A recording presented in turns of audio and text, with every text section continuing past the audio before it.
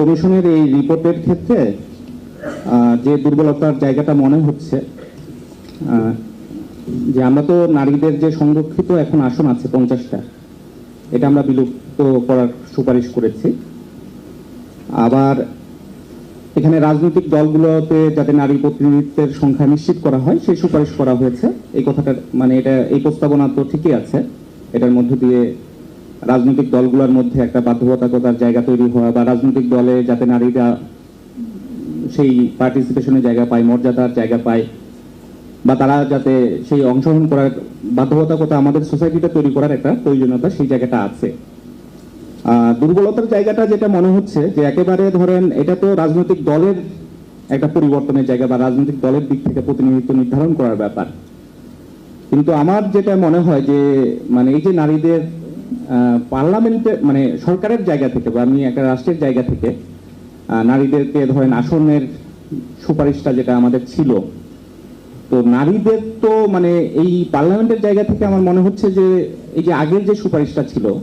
মানে সরাসরি নির্বাচনের ব্যাপারে তো আমরা বলেছিলাম এটা একটা ভালো প্রস্তাবনা, কিন্তু নারীদের মধ্যে প্রতিনিধিত্ব মানে এই প্রতিদ্বন্দ্বিতার জায়গাটা না রাখা আমার মনে হয় যে এটা কিন্তু মানে তাহলে এই যে এই নারীদের জন্য সরকারের দিক থেকে বা আমি যদি বলি একটা পার্লামেন্ট তাদের যে অ্যাপ্রোচের জায়গা মানে তাদের জন্য যে একটা স্পেস রাখতে হবে বা তাদের জন্য যে একটা মানে এই ধরনের ব্যবস্থা থাকার প্রয়োজনীয়তা আমাদের মতো সোসাইটিতে আছে, আমাদের মতো একটা পিছিয়ে পড়া সোসাইটিতে, যেটা ধরেন বেগম রোকেয়া সে 100 বছর আগে বলেছিল যে গাড়ির দুটা চাকা সমান না হলে একটা গরুর গাড়িও চলতে পারে না, নারী পুরুষ না হলে আমাদের সমান না হলে তো আমাদের সভ্যতা আগায় না। তো এটা তো বাস্তব ব্যাপার, এখনো আমরা খুব আগাতে পেরেছি এই জায়গায়, এটা তো আমরা মনে করি না, এই জায়গাতে অনেক পিছিয়ে আছি। ফলে এই সুপারিশের কিন্তু একটা বড় দুর্বলতা হচ্ছে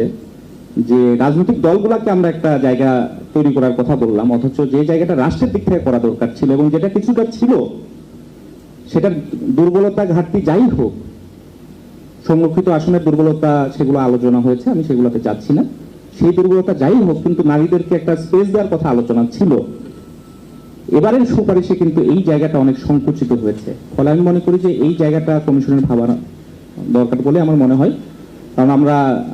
আলী রিয়াজ স্যার আজকে শুরুতে যে স্পিরিটের কথা বলেছেন এবং যেটা আমরা অবশ্যই ধারণ করতে চাই এবং ধারণ করব, আমরা করেই বাংলাদেশ আগাতে চাইলে সেটা ধারণ করে আগাতে হবে, ফলে সেই জায়গাটা একটু বিবেচনা করা দরকার। আমার মনে হয় যে নারীদের মানে জন্য আলাদা একটা স্পেস তৈরি করা দরকার, সেটা শুধুমাত্র রাজনৈতিক দলের প্রতিনিধিত্ব নির্ধারণ করার মধ্যে দিয়ে কিন্তু হবে না। আমরা ওই সুপারিশটা বরং আমার কাছে মনে হয়েছিল বেটার, সেটা আমরা কিভাবে কার্যকর করতে পারি সেটা একটা আলোচনা, কিন্তু নারীদের মধ্যে সরাসরি প্রতিদ্বন্দ্বিতা আর একেবারে আমরা সবাইকে এই ধরনের একটা মানে প্রতিযোগিতার মধ্যে ফেলার সামগ্রিক বাস্তবতা বাংলাদেশে তৈরি হয়েছে কিনা এই দিকটা একটু গভীরভাবে বিবেচনা করা দরকার বলে মনে হয়। ধন্যবাদ।